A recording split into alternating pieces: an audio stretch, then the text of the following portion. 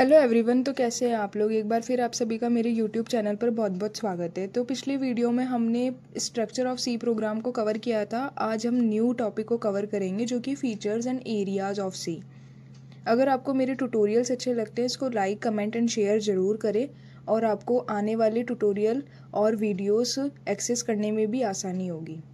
सबसे पहले हमारे को फीचर्स एंड एरियाज़ जानने के लिए ये जानना बहुत ज़रूरी है कि सी है क्या। वैसे तो मैंने डिटेल वीडियो बना रखा है जो कि ऊपर आई बटन से आप एक्सेस कर सकते हो, लेकिन फिर भी शॉर्ट टर्म में हम जान लेते हैं। सबसे पहले C is a procedural programming language. अब प्रोसीजरल प्रोग्रामिंग लैंग्वेज का मतलब क्या होता है कि सी जो होती है उसके अंदर जो प्रोग्रामिंग करते हैं यानी जो कोडिंग हम लिखते हैं वो हम क्या करते हैं, स्टेप बाय स्टेप लिखते हैं। यानी कि इसका एक पर्टिकुलर एक स्ट्रक्चर है हमारे पास में, उसको फॉलो करके ही हम इसको क्या करते हैं, प्रोग्राम को इनबिल्ट करते हैं। It was initially developed by Dennis Ritchie in 1972। इसको किसने डेवलप किया है, डेनिश रिची ने, जो कि हमारे क्या थे, एक कोडर थे या एक डेवलपर थे जिन्होंने हमारी ये जो लैंग्वेज थी इसको डेवलप किया है। किसके अंदर किया है, 1972 ईयर के अंदर किया है। It was mainly developed as a system programming language to write an operating system. इसको मेनली किसके लिए डेवलप किया गया है, हमारे को एक ऑपरेटिंग सिस्टम को बनाने के लिए जिस लैंग्वेज का ज़रूरत पड़ी थी, तो इसीलिए हमने सी लैंग्वेज को क्या किया है, डेवलप किया है। इसको बनाने के लिए यानी ऑपरेटिंग सिस्टम को बनाने के लिए सी लैंग्वेज का यूज़ कराया या सी लैंग्वेज को हमने बनाया है, जो भी आप समझ सकते हो। The main feature of C language include low level access to memory. अब जो सबसे मेन फीचर है सी लैंग्वेज का वो क्या है, low level access to memory. Low level का मतलब क्या होता है, लो लेवल का मतलब ये होता है ऐसी लैंग्वेज जो कि क्या कर सकते हैं, जो हमारा जो कंप्यूटर होता है वो ईजिली समझ लेता है, उसको हम कहते हैं लो लेवल की लैंग्वेज। तो उस लैंग्वेज का यूज़ करके हमारी जो मेमोरीज होती है उसको ईजिली मैनिपुलेट करने के लिए सी लैंग्वेज का यूज़ होता है। A simple set of keywords and clean style, these features make C language suitable for system programming like an operating system और compiler development। अब इसके अंदर जो सिंपल सेट ऑफ कीवर्ड्स है, कीवर्ड्स मैं आने वाले ट्यूटोरियल्स में आपको बताऊंगी कि क्या होता है। तो वो है जो कि प्री डिफाइंस होते हैं और इनको डायरेक्ट हम यूज़ करते हैं, वो दिए हुए हैं। क्लीन स्टाइल जो कि मैंने पहले ही बता दिया था, सी क्या एक प्रोसीजरल प्रोग्रामिंग लैंग्वेज है, तो इसका एक प्रोसेस है, तो ऑब्वियसली एक प्रोसेस को फॉलो करेंगे तो जो स्टाइल होगी उसको लिखने की वो क्या होगी, क्लीन होगी। These features make a C language suitable, जो कि हमारी सी लैंग्वेज को क्या करते हैं, हर किसी लैंग्वेज के साथ में एम्बेड मतलब कि जोड़ देते हैं। जैसे HTML के साथ में सी जोड़ दिया और जावास्क्रिप्ट के अंदर सी का कोड डाल दिया, तो वो करने के लिए हमारे उसको सूटेबल बनाते हैं। System programming like an operating system और कंपाइलर डेवलपमेंट, बहुत सारे कंपाइलर्स भी है जो कि हमने सी लैंग्वेज के अंदर ही बनाए हैं। सबसे पहले जो लैंग्वेज आई थी वो सी लैंग्वेज ही आई थी। अब हम आगे देखते हैं। तो most important features of C language कौन कौन से हैं वो देख लेते हैं। सबसे पहले है प्रोसीजरल लैंग्वेज। प्रोसीजरल मतलब एक पर्टिकुलर प्रोसेस को फॉलो करता है। Fast and efficient, fast and efficient obviously एक प्रोसेस को फॉलो करता है तो इजीली फास्टली उसका जो वो कंपाइलर है वो क्या करेगा, आउटपुट प्रोवाइड करेगा और एकदम राइट प्रोवाइड करेगा। मॉड्यूलरिटी, मॉड्यूलरिटी मतलब क्या होता है कि हम इसमें मॉड्यूल्स के फेम में यानी कि जैसे फंक्शंस वगैरह है उनको बना करके और हमारे जो प्रोग्राम्स हैं उनको किसी और फंक्शंस के अंदर ऐड करके हमारे कोड को रीयूजेबल बना के यूज़ कर सकते हैं। ये आपको अभी समझ में नहीं आएगा, जब आप आगे लैंग्वेजेस को अच्छे से पढ़ेंगे तब आपको समझ आएगा। स्टैटिकली टाइप जैसे इंट स्ट्रिंग हो गया या फिर हमारे फ्लोट हो गया, ये सारे जो टाइप्स होते हैं वो इसके अंदर स्टैटिक होते हैं, यानी कि डायरेक्ट सिर्फ यूज़र यूज़ करता है और उनका जो साइज़ है वो एक स्टैटिक है, उसको यूज़र अपने अकॉर्डिंग चेंज नहीं कर सकता। जनरल पर्पस लैंग्वेज यानी कि नॉर्मल जो यूज़ होती है हर किसी लैंग्वेज के साथ में भी यूज़ हो जाती है या फिर जनरल पर्पस के लिए भी यूज़ होती है, वो लैंग्वेज हो गई। Rich set of built in operators, operators यानी सेट ऑफ सिम्बल्स या सेट ऑफ या collection of the operand and symbols, it's called the operators. वो होते हैं जो कि हमारे किसी न किसी अर्थमेटिक रिलेशनल ऑपरेशंस को कंप्लीट करने के लिए यूज़ करते हैं। लाइब्रेरीज विद रिच फंक्शन, अब इसके अंदर कुछ कुछ हमारे पास में फंक्शंस भी है जो कि प्री डिफाइन है, उनको डायरेक्ट हम यूज़ करते हैं। मिडिल लेवल लैंग्वेज है यानी कि क्या करती है, हाई लेवल और लो लेवल लैंग्वेज दोनों को एक साथ यूज़ करने के लिए हमारे को फीचर देती है। पोर्टेबल है, किसी भी सिस्टम पे चल जाएगी, चाहे मैकबुक हो चाहे हमारा ऑपरेटिंग सिस्टम हो, किसी पे भी चल जाएगी, यूनिक्स हो लिनक्स हो। ईजी टू एक्सटेंड यानी कि हम इसको ईजिली डेवलप कर सकते हैं, बढ़ा सकते हैं, जितना चाहे उतना कोड इसके अंदर लिख सकते हैं। अब इन्हीं फीचर्स को हम डिटेल में भी पढ़ते हैं कि डिटेल में स्पेसिफिक नोट्स क्या बनेंगे इसके, वो भी देख लेते हैं। तो सबसे पहले प्रोसीजरल लैंग्वेज क्या होती है। Procedural language follows a step by step approach where instructions are executed in order. Starting में बताया था स्टेप बाय स्टेप को फॉलो करता है, तो इसके अंदर क्या होता है, हमारे पास में एक स्टेप बाय स्टेप एक अप्रोच होती है जिसको फॉलो करता है ये इंस्ट्रक्शंस को एग्जीक्यूट करने के लिए। इंस्ट्रक्शंस क्या होते हैं, इंस्ट्रक्शंस होते हैं सेट ऑफ स्टेटमेंट्स, यानी कि जो हमारे को ऑपरेशंस परफॉर्म करवाने होते हैं उनको हम स्टेटमेंट्स कहते हैं, तो वो हमारे सेट ऑफ स्टेटमेंट्स को हम क्या कहते हैं, इंस्ट्रक्शंस कहते हैं। It use functions to perform task and easy to understand, ये हमारे किसी ना कुछ फंक्शंस को यूज़ करते हैं जो कि प्री डिफाइन है, वो जब हम रिच लाइब्रेरी वाला जो फीचर्स देखेंगे उसमें आ जाएगा। तो it use functions to perform a task and easy to understand, वो यूज़ करता है। C is common example, it is focus on the procedural not data. ये किस पे फॉलो करता है? अब फर्स्ट फीचर ही है प्रोसीजरल लैंग्वेज, यानी कि ऑब्वियसली बात है कि ये किसको प्रेफर करेगा, प्रोसेस को। तो ये प्रोसीजर जो होता है किसी भी चीज़ को करने का, उसको फोकस करता है, उसका जो डेटा है उसको पे ऊपर ये फोकस नहीं करता है कि डेटा कर क्या रहा है, डेटा एक्यूरेट है या नहीं। सी लैंग्वेज उस पर फोकस नहीं करती है। Fast and efficient, second feature है fast and efficient. C is a fast and efficient because it is use less memory and runs quickly. Obviously C language अब इतनी ट्रेंड में नहीं है और ये हमारी क्या होती है, कम से कम मेमोरी यूज़ करती है। तो ये इसीलिए क्या है, रन फास्टली हो जाती है और हमारा जो आउटपुट है वो हमारे को इफिशिएंट मिलता है क्योंकि प्रोसेस को फॉलो करती है। It lets the programmer work closely with the computer hardware. This make C great for building system and speed up based program. Totally बात ये है कि ये हमारे जो प्रोग्रामर होता है उसको ईजिली अंडरस्टैंडेबल है, वो आराम से इसके अंदर कोड को लिख सकता है और ये स्पीडली हमारे को आउटपुट प्रोवाइड करती है। मॉड्यूलरिटी क्या होती है? Modularity in a C means breaking a program into small parts called function. अब मॉड्यूलरिटी का मतलब मैंने पहले बताया था कि इसमें हमारे मल्टीपल फंक्शंस बन जाते हैं। एक बड़ा सा प्रोग्राम है, उसको हमने मल्टीपल फंक्शंस में डिवाइड कर दिया ताकि हम डायरेक्ट उन फंक्शंस को क्या कर सकें, और उसमें कोई भी प्रोग्राम बना रहे हैं या किसी भी प्रोग्राम में उसकी नीड हुई तो वहाँ पे भी यूज़ कर सकते हैं। Each function does a specific task. अब हर एक फंक्शन क्यों बनाया है? कुछ ना कुछ टास्क को परफॉर्म करने के लिए। तो हर अलग अलग टास्क को परफॉर्म करने के लिए हमने स्पेसिफिक क्या बना दिए, फंक्शंस बना दिए जिनका डायरेक्ट यूज़ कर लेंगे। This make the program easy to understand, manage, test and reuse. अब जब हमने हमारे जो प्रोग्राम था उसको छोटे छोटे पार्ट्स में डिवाइड कर दिया है तो अब वो समझने में भी हमारे लिए आसान हो गया, उसको मैनेज करना भी इजी हो गया और टेस्ट भी इजी हो जाएगा। तो एंड रीयूज़ भी कर सकते हैं। रीयूज़ का मतलब हम वापस उसको किसी और जगह भी यूज़ कर सकते हैं, टेस्टिंग अच्छे से हो ही जाएगी उसकी इन अदर प्रोग्राम विदाउट री राइटिंग द कोड। हम क्या कर सकते हैं, उस कोड को वापस ना लिख करके डायरेक्ट ही हमारी फाइल को ऐड करेंगे और उसको लिख लेंगे। तो वो क्या हो गया, मॉड्यूलरिटी का मतलब हो गया। तो ये हमारे सी के 3 फीचर हो गए।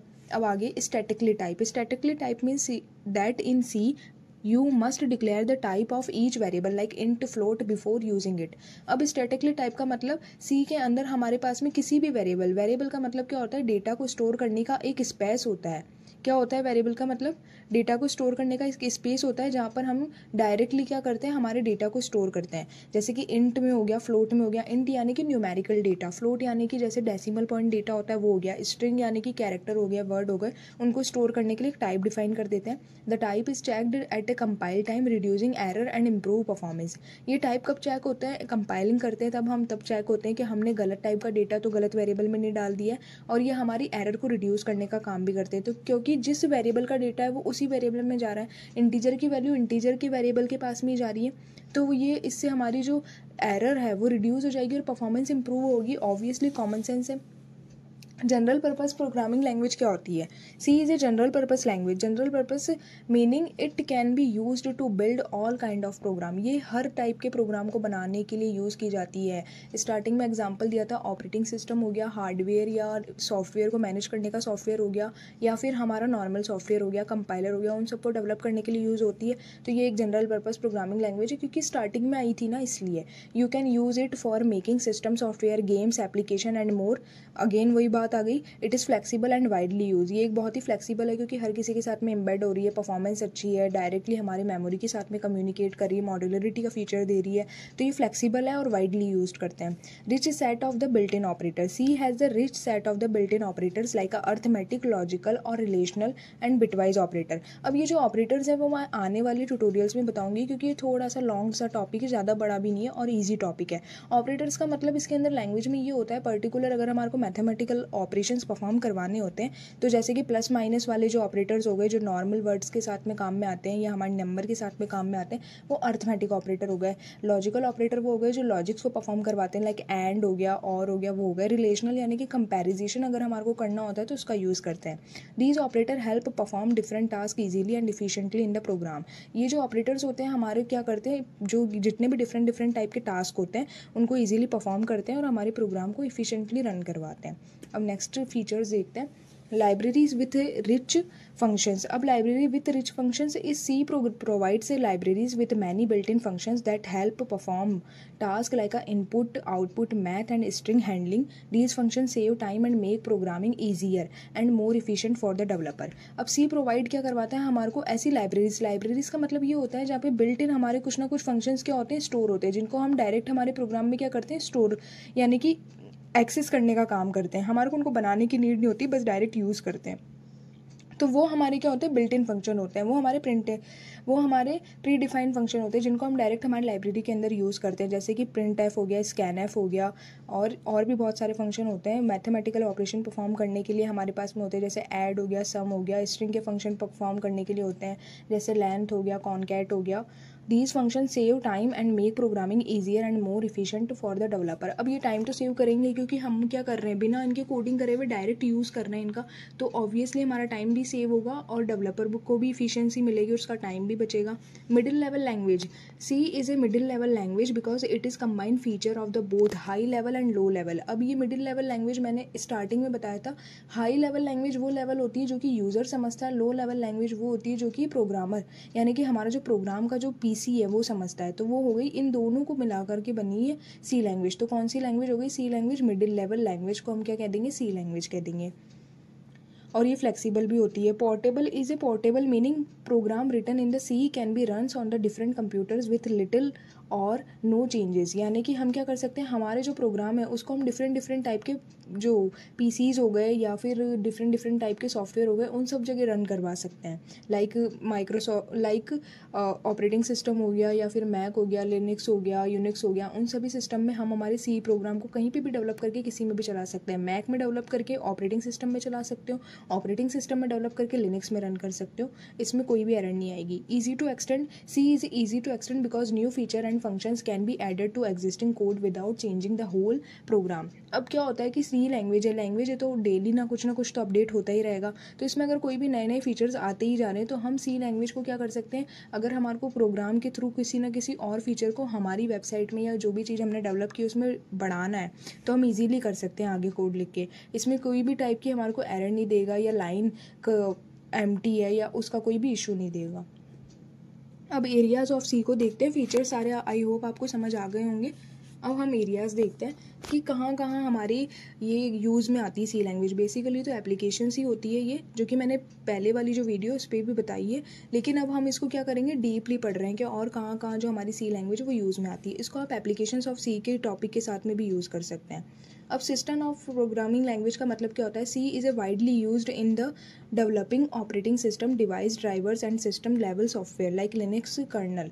सी मतलब बेसिकली अगर बात करें सी लैंग्वेज की तो इसको बनाया ही गया था लिनक्स को डेवलप करने के लिए. जो लिनक्स ऑपरेटिंग सिस्टम है ना वो पूरा किसके अंदर बना हुआ है, सी लैंग्वेज के अंदर बनाया है इसको हमने.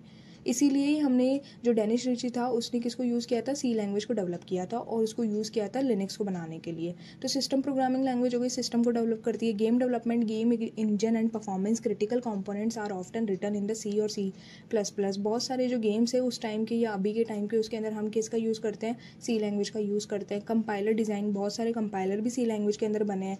Many compiler and interpreters are written in the C because of its speed and close to hardware feature.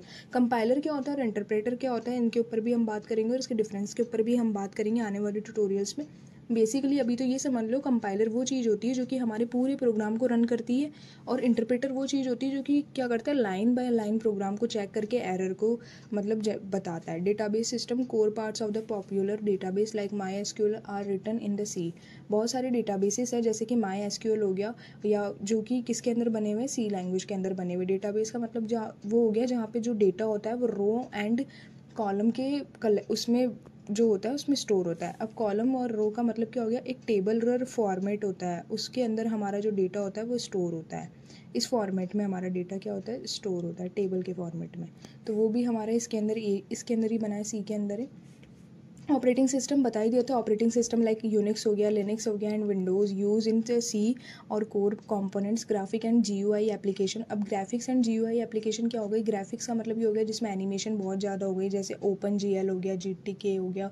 ये सारी किसके अंदर डेवलप की हुई है, सी के अंदर. Scientific computing useful in the simulation and calculation where the performance is be critical, यानी कि साइंटिफिक कंप्यूटिंग के अंदर भी हम इसका यूज़ करते हैं। जैसे कि हमारे बड़े बड़े मतलब साइंटिस्ट जो होते हैं वो भी सी लैंग्वेज के कुछ ना कुछ सॉफ्टवेयर्स को यूज़ करते हैं। तो इन सभी टॉपिक्स को आगे भी मेरे साथ में ऐसे ही कवर करने के लिए चैनल पे बने रहिए। चैनल को like, comment, share and subscribe कीजिए।